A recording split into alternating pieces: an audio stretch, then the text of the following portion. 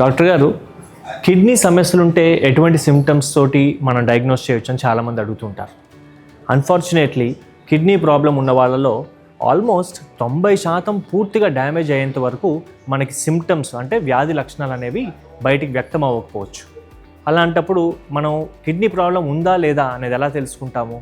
సంవత్సరానికి ఒకసారైనా మనం ఒక యాన్యువల్ హెల్త్ చెకప్ చేసుకుంటూ దాంట్లో creatinine, urine test, ultrasound abdomen, kidney size ఎలా ఉంది అని తెలుసుకుంటే ఇవన్నీ మనకి కిడ్నీ ప్రాబ్లం ఉందా లేదా అనేది క్లారిటీగా తెలుస్తుంది.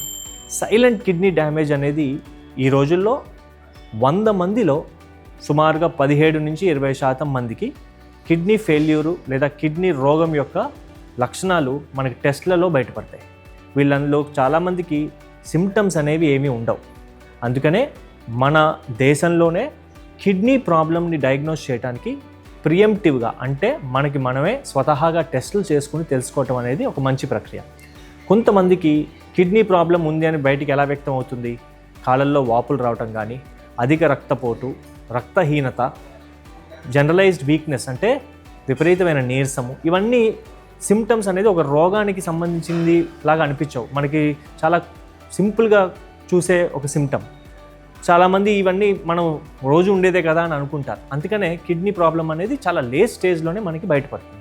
సో ఇవన్నీ మనసులో పెట్టుకుని నెక్స్ట్ ఇయర్కి మీ బర్త్డే వీక్లో కంపల్సరీగా ఒక యాన్యువల్ హెల్త్ చెకప్ చేసుకుని మీ కిడ్నీ హెల్త్ బాగుందా లేదా అనేది తెలుసుకోండి.